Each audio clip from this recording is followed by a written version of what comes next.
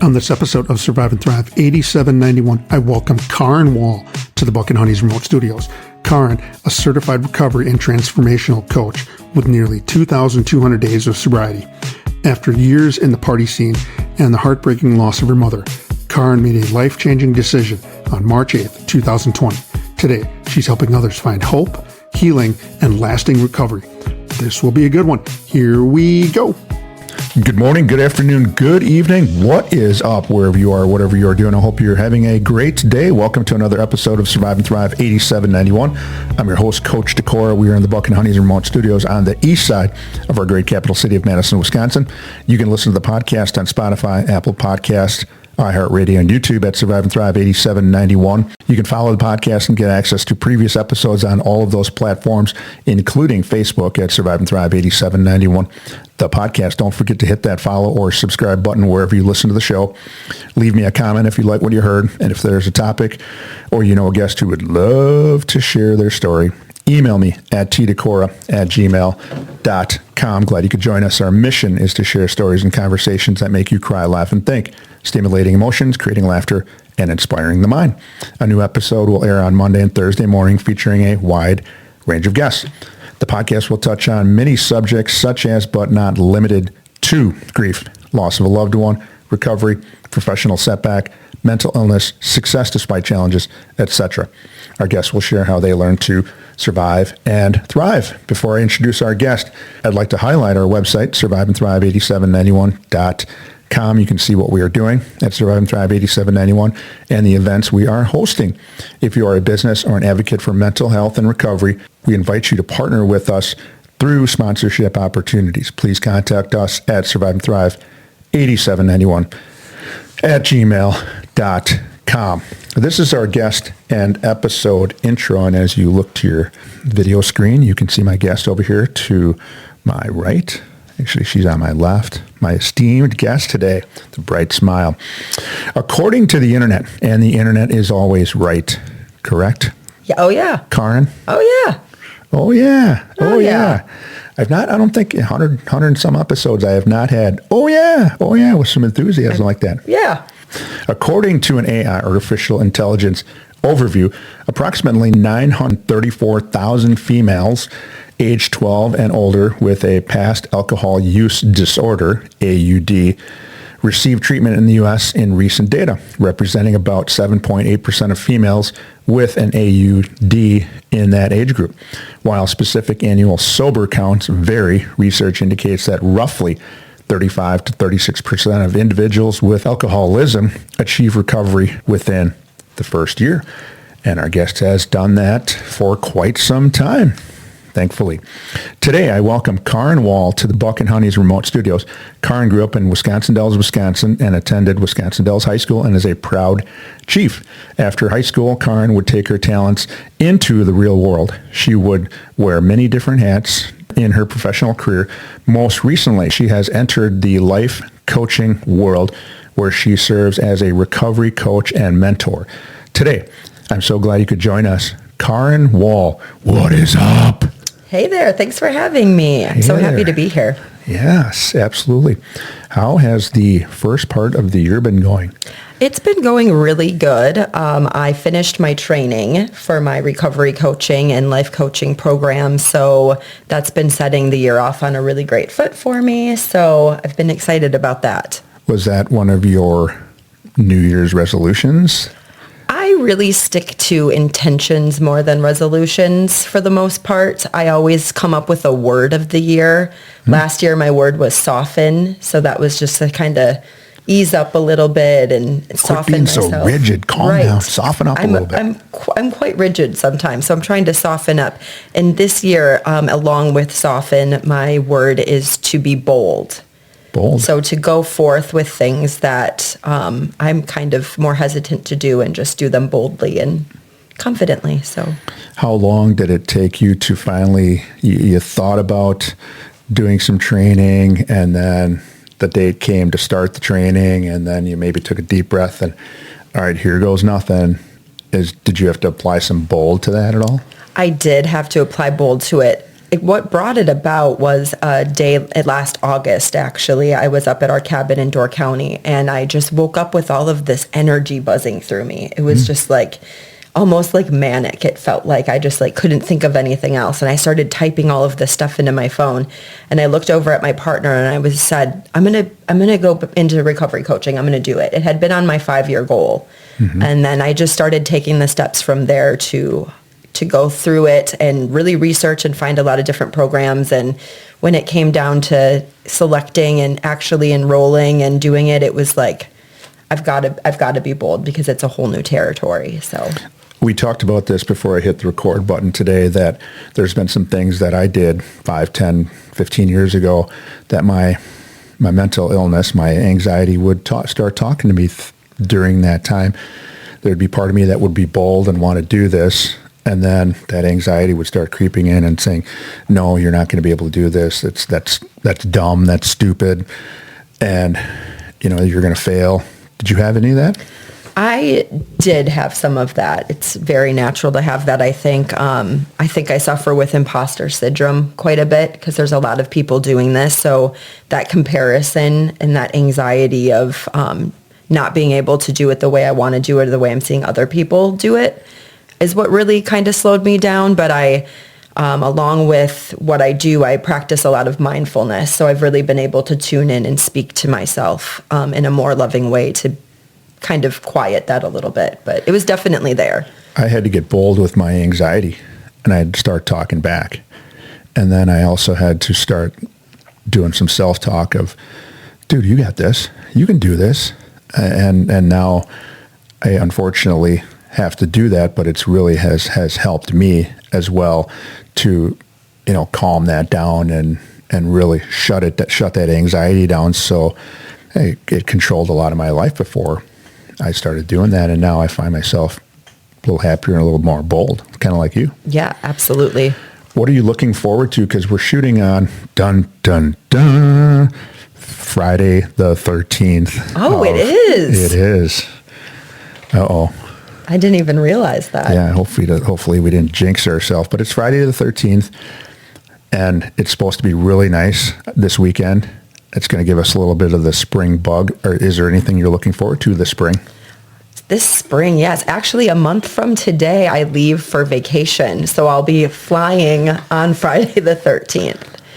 March 13th? March 13th. Okay. Yes. We got back-to-back 13th. Yeah. So I look at it as lucky. 13's a lucky number. So I try to reframe that in my mind because otherwise I'll get anxiety about it. So. Anytime I go to the coffee shop or whatever and they say, okay, here's your number, and I see 13, can I pick my number? I'll take 17 over there. I'll take 32 or 21 or 3. I don't want that 13.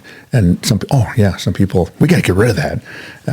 So 13 is Taylor Swift's lucky number, so I'm all about it. Well, I suppose if she's been pretty darn lucky over the years. So she sure has, so I'll take it as a good thing. Absolutely. Before we get to your story, I need to talk about our sponsor. Our sponsor, Buck and Honey's restaurants, are a place that people can escape to. For me, it's a great escape from cooking dinner. Do you cook? And if so, genre, style, or cuisine? I don't do much cooking. I try, but I'm very lucky my partner cooks a lot. He's a really good cook. What's his style, genre, or cuisine? So we do crock pot dinners every Sunday or a homemade meal. Set it and forget it. Yeah, absolutely. So very lucky that way. If somebody were holding a gun to your head and said, make me something to eat, can you butter toast? Can you make a PB&J? Oh yeah, I could make them like a little turkey bowl with like hot honey and cottage cheese, ground turkey and homemade taco seasoning. That's what I make for myself. Wow, lots of protein in there. Yeah. There we go. Anyway, with their great food and drink menu, 5-star customer service, and a welcoming and vibrant atmosphere, people keep coming back with locations in Sun Prairie, Monona, Waunakee, and Mount Horeb, Wisconsin. Most communities in Dane County, which encompasses the Madison metropolitan area, can get to a Buck and Honey's within 10 to 15 minutes. Drum roll. That's my very acoustically sound Menards plastic table. I wish they were a sponsor. Menards, jump on board. Have you been to Buck and Honey's? I sure have. Yes, you have. I actually worked at the Sun Prairie location when I first moved to Madison, and I'm going there tonight for a Galentine's dinner with my sober sisters. Galentine's. I've heard that before. Now I know what it is. So if I didn't know, now I know. Galentine's. What is your favorite dish when you go to Buck and Honey's? Oh, goodness. So I would have to say I love the firecracker shrimp. Check. Big fan of that. I'm a huge fan. The pizzas are nostalgic for us Dells folk because the Bomber's Pizza. So High five. I also worked with Amy and her mother at Green Owl in Lake Delton when they had it. So they also had the pizza. So anything that was on that menu, the hot combi, things like that are like 100 for me. You had me at hot combi. TA's hot combi. Yes, the Bomber Special. I've been eating that since the summer of 1985 and have been eating it ever since. So Bomber Special, those of you that go out to Buck and Honey's, have the pizza. It is phenomenal. I'm glad you brought that up. Yeah, absolutely. Trip down memory lane. On the podcast, our guests follow the format for sharing their story like this. In segment 1, we talk about what was it like, Carrin's history, what happened to get Carrin on the podcast. And in segment 2, we continue to talk about what happened and get into what it's like now and discuss Carrin's 5 suggestions for thriving. You grew up in Wisconsin Dells, Wisconsin, graduating from the local high school, and you're a proud chief. Tell us about what life was like growing up in the tourism capital of the world. IMO in my IMHO in my humble opinion. Also mine. Also yours. I think that us that got lucky enough to grow up in the Dells had some of the best upbringing. Just endless things to do in the summer. I got very lucky. I grew up at the Tommy Bartlett show. So did I. Lived on property. I was running around. That was my playground as a kid. So just endless amounts of fun there for me. I loved Wajawa. You know, we all relate to that. You start school and then a couple weeks later, you get to run around in the weekend and hang out with your friends and play the games and cruise the strip when you get a little bit older, go upriver, mini golf, water parks. I mean, what's not to love about it? I absolutely grew up as well, and I actually stayed on the property at Tommy Bartlett Ski, Sky, and Stage Show for a summer. I sold tickets in the end, but I worked the snack bar, and I was also a monkey, which those people that have worked there that are listening, that's the maintenance crew and car parkers, and I did it all. And yeah, I find it hard to believe that some kids these days in a lot of communities don't work. And that was not the case for us 14 and on up in the Dells. We all worked, and because we all worked, you had a day off, and all you did during the day was waited for everybody else to get off work, and then you could go do stuff. Same with you? Yeah, absolutely. Yeah, crazy stuff. But, you know, we learned to represent something bigger than ourselves, and we also learned hospitality. And there's not too many people I know that I meet now, and they don't, if they know somebody from the Dells, they say the same thing all the time. Oh, they're nice people. They're nice gal, nice guy, so personable. And I think that comes from our upbringing of working with customers and, you know, just that customer service. Yeah, absolutely. Great stuff. Tell us about your family, mom, stepdad, and some siblings. Spin some yarns about them. I grew up when I was younger. My mom was a single mom until she met my stepfather, who worked at the Bartlett show, and that's how we kind of came to be there. I have a half brother and a half sister. My half sister is here in the Madison area, and my half brother lives out in Winchester, Virginia. I had just gone to see him this last October, and we climbed Old Rag Mountain in Virginia, which is a huge mountain that we hiked in a day. That was lovely. Give us some elevation there. I think it's like 3,000. I don't know. 3,000? It was a 9-hour hike, and you had to rock scramble at the end. So that was a challenge. That's something I had never done. And somebody driving to work right now or on the treadmill might be asking, Coach, ask her what rock scramble is. What is that? So that's when you have to use your body weight to like pull yourself up rocks. So it's kind of like rock climbing, but not with ropes. Okay. So it was like the last mile or two of the hike, you have to do this, like you're in these little skinny crevices and you're climbing on rocks and hoping you can use your upper body strength to pull you up, or somebody has to help pull you up. Because you don't have any ropes, etc. I know there's anything you do, there's a chance you could die. Mm-hmm. Is there a high chance you can do that or not there? Not so much there. You'd have to kind of run and take a leap off of the edge, I think. They had it kind of safe. There was a little gap that I looked down, and it was only about 5 feet down, but my anxiety got the best of me, and I had to sit for a second and breathe through it before I would take the little hop over to the other side. That was the only part I felt my life was in danger. And you have a family, a little family of your own. You have a partner and a soul dog. Talk about them. I do. I have an amazing partner. His name is Dan. He's a local musician in the Madison area, and I actually became friends with him through booking music at Buck and Honey's in Sun Prairie. That's how I got to know him, and years later, we ended up dating, and we are celebrating our 4-year anniversary tomorrow. Ooh. And I have my beautiful dog, Susie. She's the love of my life. I adopted her in 2014, and she was 7 months old, and she's 13 this year. Okay. And she's just the love of my life. She's very naughty, though. When you sent your questionnaire back, you said soul dog. Does that have a meaning? Or is that a term that, because I'm a little bit older now, so sometimes I got to know about these terms. It's just that dog that is the most special. You might have grown up with dogs, or, you'll have dogs in the future, but she's the dog that, she's just part of my soul. It's hard to explain, but the way we communicate and just the way she is and how much I love her, she's just my little soulmate.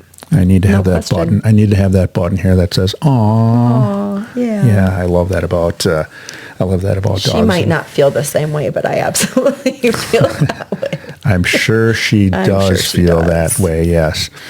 After high school, you would jump right into being an adult, and again, you went to Wisconsin Dells High School. Fun fact: Coach Decora, myself, graduated from Wisconsin Dells High School way back in 1987, and kind of followed the same path you did. Worked at the ski show and did all of that.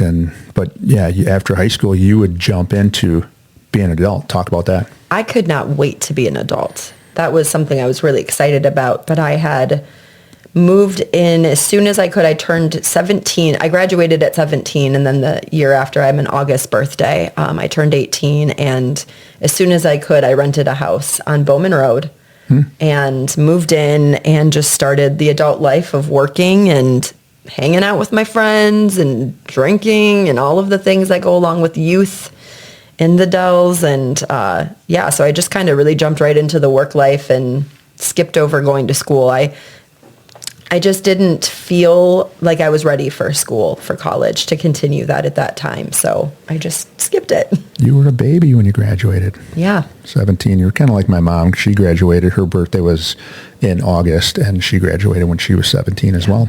You would cruise through life until the age of 29. So you were, at that point, probably about 11, 12 years rolling on your own and living the life of a young adult and doing the young adult things. Tell us what happened at about that time, age 29.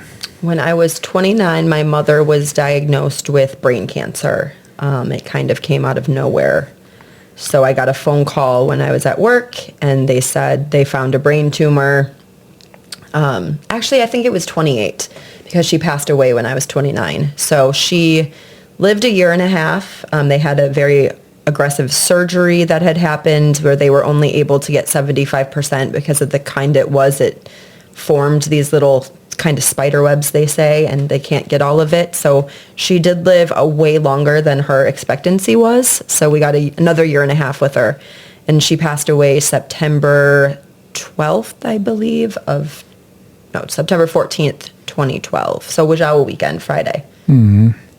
Do you remember what kind of cancer it was? Glioblastoma multiforme brain cancer. That's what I was going to ask if it was, but I thought I'd have you kind of explain it, because I've had a really, really good friend of mine that had the same thing. And yeah, there's some treatment for it, but unfortunately it's one of those ones that you can treat it and hopefully you get at least a year, if not more.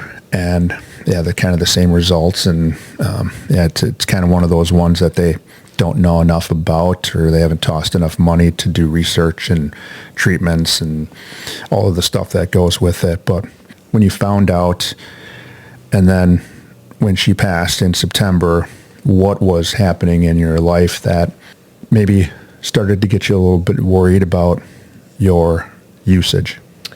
I went into full numb mode. So it was just avoid, numb. So I really ramped up my drinking. I had already been drinking quite a bit since I was a little bit younger, but it really kind of went into overload. I had a breakup at the same time. So I moved out of that house, moved into a house with some friends downtown, Dells, and I worked downtown at the time, and we would, it would every night. It went from being just on the weekends or just a couple days a week to being an every single day drinking and other substances at the time. I probably followed that same path with my mom passed away when I was 28, and a couple of months before that, my great uncle passed away, and he was more than a great uncle. He was probably best friend and almost like a father to me, and that was in April, and then my mom passed away in June. And I look back on it now, and without any coping skills whatsoever other than alcohol, that was probably something I did during that summer, because I didn't know some of the tools I have now that I could have went to. But unfortunately, alcohol does work until it starts to spin its horrible web and starts to take over. Kind of like that cancer, there's these arms and these things that we can't control, and now it's got a hold of us, and it's wrecking our physical and mental well-being, and then whoever else is in our circle, it kind of does a little bit of the same thing. Yep. Right? Absolutely. And was that starting to extend from you to the people that were around you or your work life? Absolutely. It definitely extended into the relationship that I had ended, some of my friendships. I became a very selfish person. And I think I was during my drinking years. I think I was a very selfish person, and I really didn't think past myself.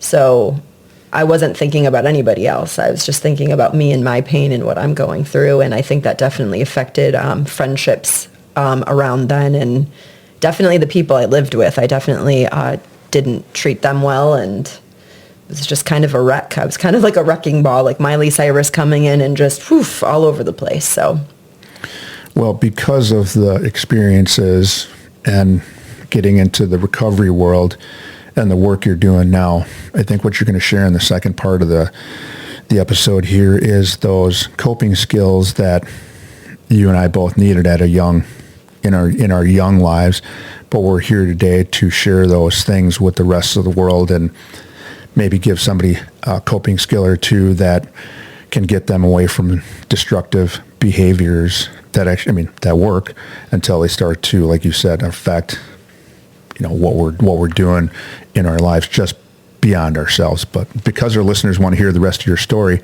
and what brought you to the podcast, I need to talk about the sponsor one more time. Buck and Honeys has been with the Survive and Thrive 8791 crew since the beginning, with 4 locations in the Madison area. One is always near. People ask, why Buck and Honeys? Owner Tom Anderson places a high priority on the mental health of his employees. He has a mental health professional available for them should they need support. I don't know how many businesses go above and beyond their EAP, Employee Assistance Program, but Tom Anderson and Buck and Honeys does. Carrin Wahl is in the Buck and Honeys remote studios today to talk about her life and how she has survived a substance use disorder with alcohol. She is here to share her story and what it takes to remain sober and in recovery. You'll hear about that and the work she is doing now. Please stay tuned. Don't change that channel. You're not going to want to miss segment 2 of Survive and Thrive 8791. We will be back. If you, a loved one, or someone you know is experiencing a physical, mental, or emotional crisis, there is help and resources out there. Contact NAMI, the National Alliance on Mental Illness Helpline, at 1-800-950-6264. This is a free service providing information, resource referrals, and support to people living with a mental illness, their family, providers, and the public. United Way 211 is available 24/7, 365, and offers free confidential assistance. They connect people with the local programs and services that can help. Dial 211. Emergency Crisis Services, dial 911. The Suicide Prevention Lifeline, dial 988. To connect via web, chat, visit suicidepreventionlifeline.org. Along with those numbers, there is help. You just need to say 3 words. I need help. Now, back to the show. We are back. Welcome back to segment 2 of Survive and Thrive 8791. I'm your host, Coach Tim DeCora. We are in the Buck and Honey's remote studios on the east side of our great capital city of Madison, Wisconsin. The podcast is where we feature guests who share their story in hopes of helping others who may be struggling with what life throws at them. Today, I'm glad to be joined in the Buck and Honey's remote studios by Carrin Wahl. She is here to talk about how she has joined the recovery world and has enjoyed some time in recovery. You'll hear the rest of her story and how she's here to talk about how she is helping others to get sober and stay sober. Segment 2, when I mention this date, and it's right around the corner, Sunday, March 8th, 2020, what does that date mean to you? And maybe just tell the listeners what happened on that date. So that was the day that I quit drinking alcohol, or I drank for the very last time at the early morning hours of March 8th, 2020, right before the pandemic happened. So I, after a night out of drinking, came home. I had been on quite a bout of mental health decline at that time, where suicidal ideation was often on my mind. I got home that night. I was particularly down, I remember, more so than most times. And that was the night that I was like, you know what? I'm going to do it. I don't want to live anymore. And something, I don't know what you want to call it, divine intervention, a voice in my head I heard say, you're never going to drink again, or you need to quit drinking. And I haven't since that day. So let's go back to just something you had just mentioned.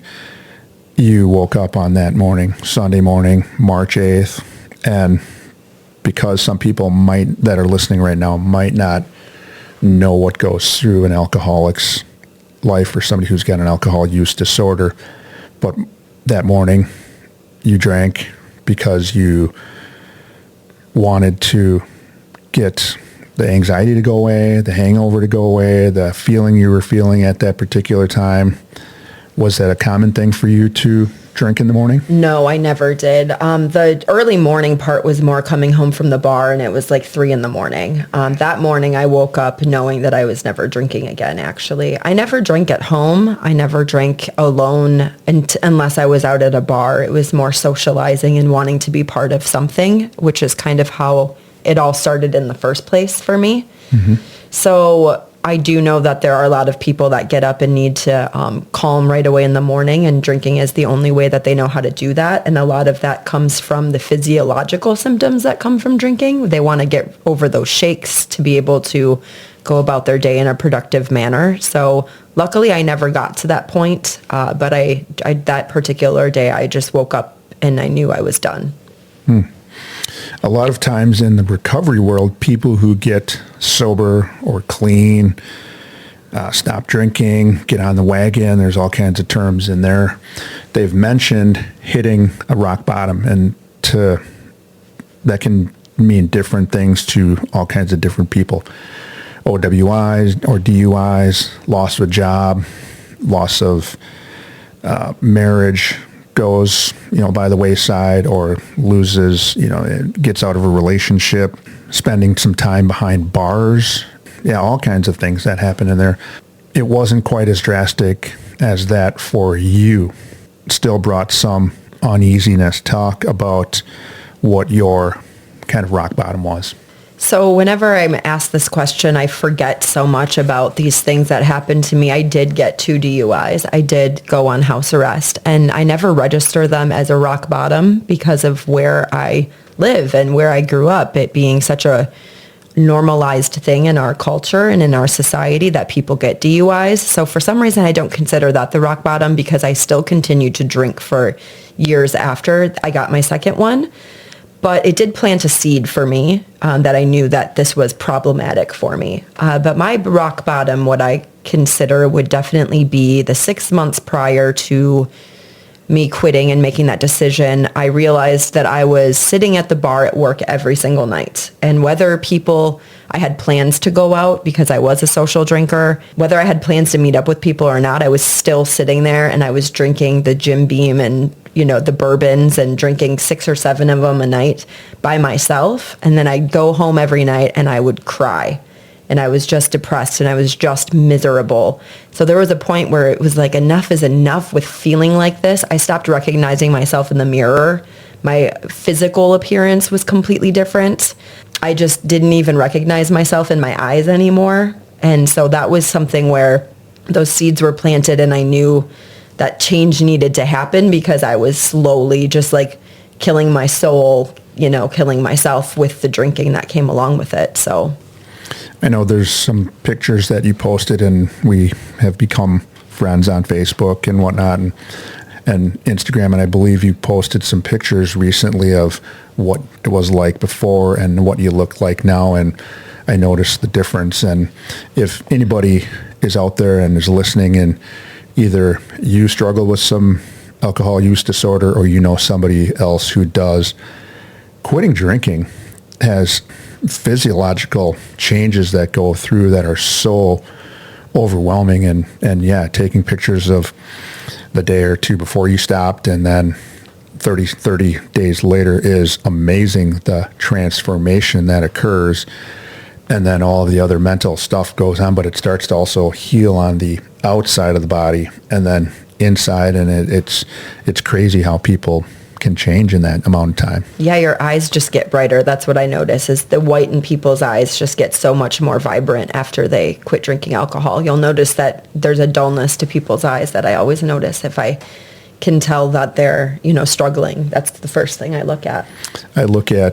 So I got sober in 2014, and then in 2021 got sober and addressed my anxiety issue, and it's been great since. But I've looked at pictures of 2012 and 2013, and the big thing I notice is just the puffiness of my face, and body's retaining water, and it's into protect mode because you might not have a lot of water, so it's retaining everything. And then compared to now, it's just, like I said, much, much different. Same thing with you? That sober glow is real. It's a real thing. And sober as in not just removing the substances or the alcohol, but working on the mental health part too. It's a glow that people get for sure. It's a real thing. So, well, since the show has a mental health component to it, you already mentioned this a little bit, but you were experiencing anxiety. You talked about that slipping into the dark hole of when you go home and you would cry at night. What kinds of symptoms were you experiencing that maybe had you troubled and had you thinking, well, I'm sick and tired of being sick and tired of not sleeping? What were some of your symptoms? I actually was getting, I have this app that I use where I wrote the day that I was quitting, all of the things that I was experiencing and feeling. And I actually wrote in there that I was actually experiencing like some stomach pains and things like that had been happening to me.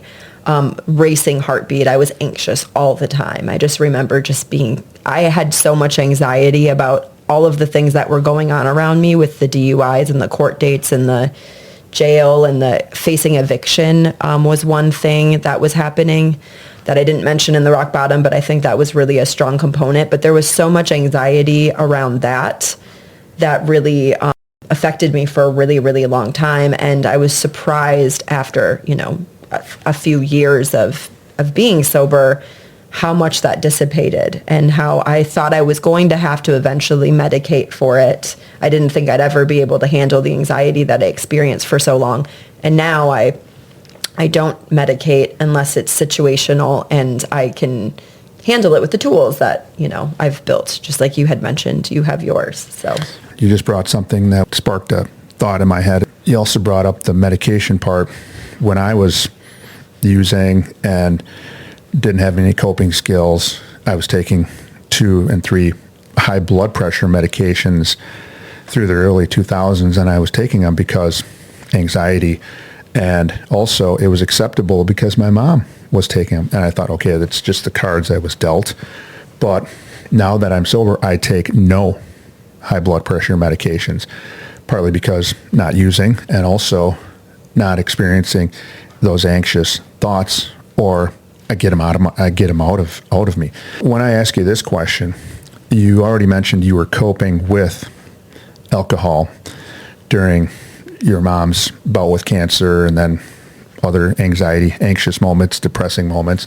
What coping skills are you using now that you didn't have before? Every single day, whether if it's just going for a walk outside, if it's doing hot yoga, I do a lot of hiking, really saved me. I went out on my first solo hike in 2020, and I just like fell in love with being out in nature and hiking and being out in, like I said, out in nature was really a big thing for me. So also just being radically honest with myself and just having to face the things instead of numb them, having to sit in the uncomfortability of it all and journaling and writing down everything that I'm feeling and just facing it, really.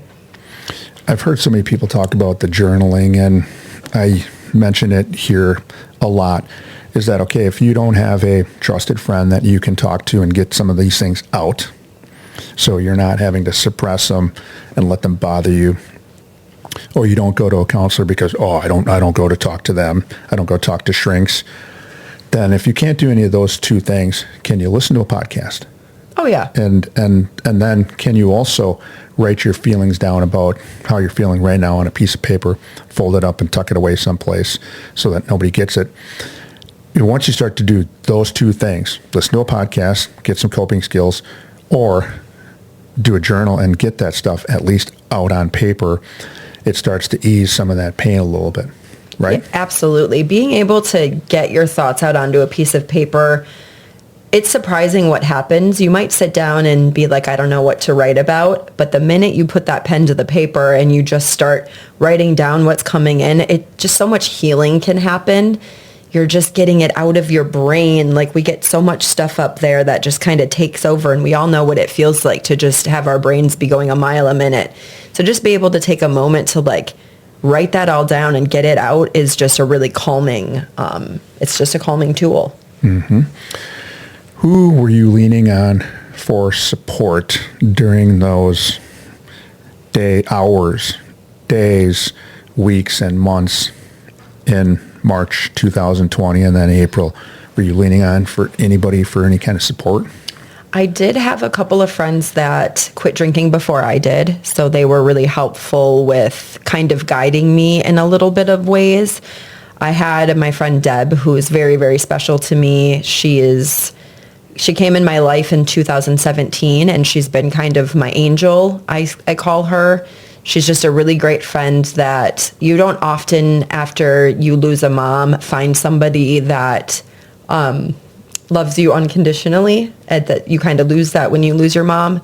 And I found that with her. I've been very lucky that she has supported me and loved me through all of the different people she's seen me be. So she really, really, really helped me see that I deserved what I was doing.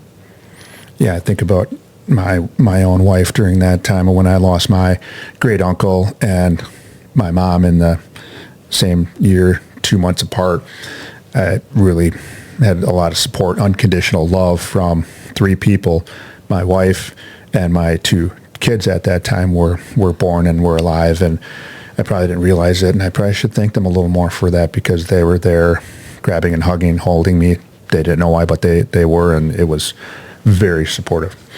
Let's talk about what you are doing now. As of today, and we're shooting in the early morning of February 13th, 2026, you've been sober and in recovery for 2,168 days. And some people that are, again, driving to work or out on a walk or on the treadmill are thinking, dang, I can't even stay sober for a half a day or a week.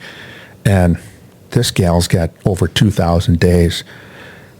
How does that feel when I mention that number? It is unbelievable to me still, because I started at that half day, and that one day, that's where it started for me. We all have a day one, and we just got to do what we need to do to get to day two. And now, almost 6 years later, every single day I take a moment to just feel incredibly grateful that I gave myself the gift of sobriety, because it's changed my life in such an amazing way that I get to be here doing this that I'm doing right now, and going into a field where I get to help other people find that joy again that they lose, or just navigating life in a healthier way. So it feels really, really amazing and really powerful. Let's talk about Carrin Wahl, certified recovery and transformational coach. What kinds of work do you do? You mentioned getting certified within the last couple of months. What kind of work are you doing right now? So basically, I am focusing on one-on-one coaching right now. So kind of being a mentor for people that are looking to have somebody support them in early recovery, somebody that can help guide them to find coping mechanisms, tools, just different ways, resources that they might need when they are deciding to quit drinking. A lot of what we do isn't just supporting, but calling on their behalf to different rehab facilities, things like that. We can go into, there's a jail program that we can go in and help people just kind of be their support system when they might not have one, to get them, where they need to be successfully. And then some of the coaching. So let's say somebody does call you in, and actually let's dive in right here to this next question. Those thinking about getting into recovery, how can they get in touch with you? And then take us, if you can, through, let's say if I call you and I say, hey, Carrin, I need some help, and somebody heard this podcast, or I heard you on a podcast and you have this, I need some help, and where do we go from here? So what I do is I offer a free recovery or a discovery call to anybody. So that first hour with me is always complimentary, because I want to get to know you, see what we're looking at, the kind of support that you're looking for. So I have a website. It's www.carrinwahl.com. And right on, the first thing you see is book a discovery call. So you can schedule one out with me. We'll get on the phone. We'll talk a little bit about you, about your relationship with alcohol, what you're hoping to change. And then we decide if we want to continue working together. I do a 3-month or a 6-month one-on-one coaching program. So that involves weekly check-ins for a weekly hour phone call, text and voice memos in between that at any time they need support. We just go over kind of a workbook that I've created to kind of work through and get a little bit deeper of their whys and what started their drinking in the first place. And yeah. So CarrinWahl.com, and I will make sure to include all of the links. So if you're frantically trying to write that down, and by the way, if you're driving right now, don't get a pen or pencil out and write this down, but I will include all the links in the show notes, as well as the promo out on Facebook and Instagram and wherever I put it. But you'll be able to get in touch with Carrin, especially if you are a person who wants to get into recovery. Getting in touch with Carrin is just no pressure. You just reach out. I think you do a Calendly. I use Google Schedule right now, but I'm working on getting the Calendly set up because it's pretty awesome. But it's the same thing. You just go and select a time, and then I call you. Say Calendly 5 times as fast as you can. That's too much. It's hard. It's hard. My tongue gets tied up. But regardless, you can get in touch with her. No pressure. She's cool. I talked with her for the first time about a couple of weeks ago, and she's just a sister from another mister, and she's just really easy to talk to. And the most important thing is she has walked the path that those of you that are thinking about getting into the recovery world, she has probably walked the same path and knows what you're going through, etc. So good stuff.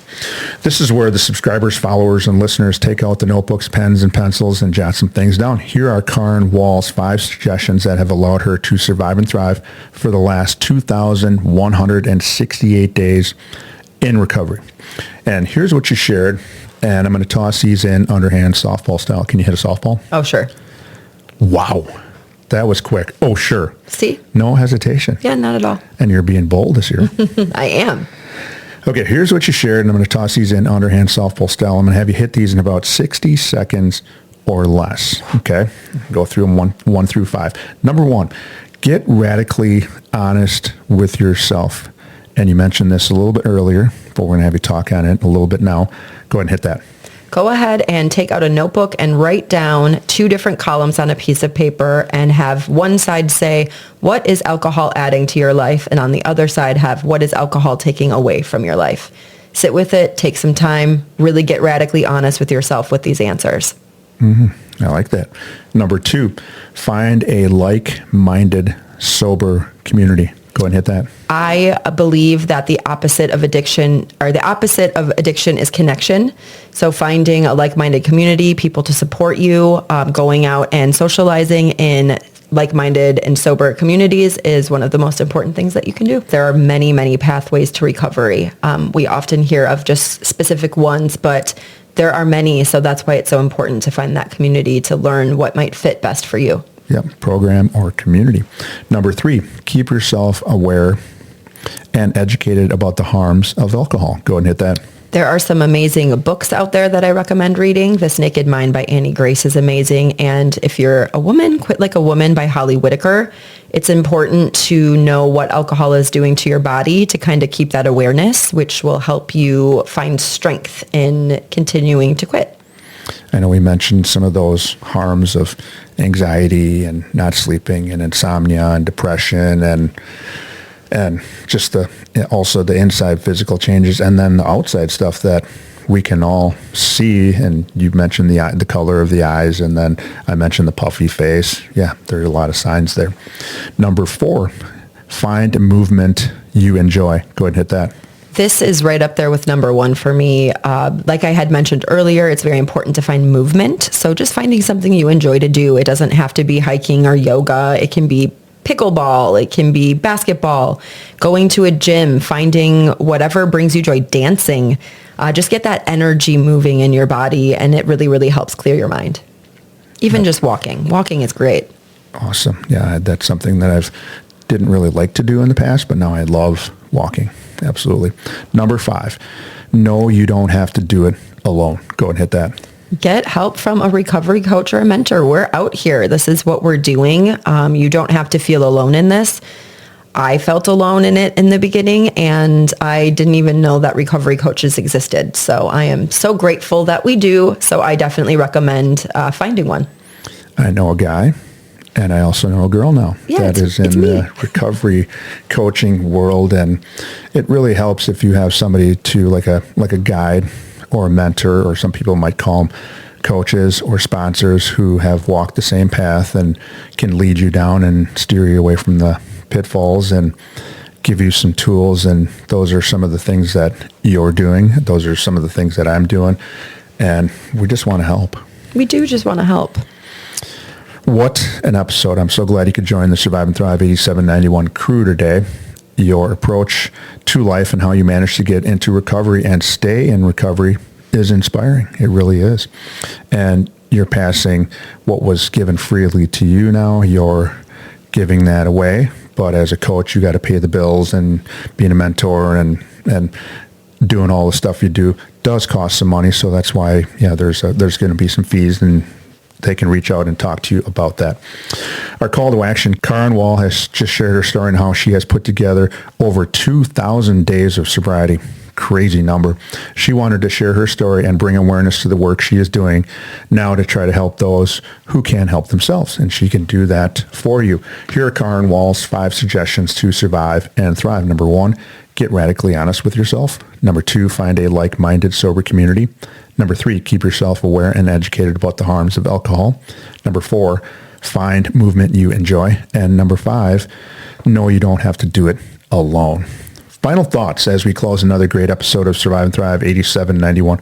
Are there any final thoughts? Carrin Wahl. I'm so grateful that I was able to be here. So I just thank you so much for having me Fist and bump. us Boom. being able to get this out into the world and help people and know that they don't have to struggle. They can thrive.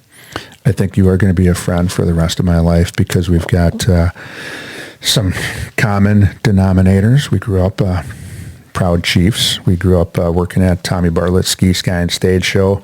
Grew up in the Dells. I know your uncle, and this is so cool that we're able to do this. And then now we're trying to help the world, hopefully more than one person at a time, because it's going to take a long time to do that. Hopefully we're going to help about 10 to 15 people a day. Just with the stuff you shared today was amazing content. Thank you. And then the work you're doing to help others is heartwarming, heart-touching, and you're going to do great things. On our next episode of Survive and Thrive 8791, we will have another amazing guest in the Buck and Honey's remote studios who will share how they learn to survive and thrive. If you have a story to share or you know someone who does, please reach out to me at tdecora@gmail.com. Until next time, hang in there with whatever you happen to be going through, and with hard work, dedication, and determination, you can survive and thrive. Until next time, take care.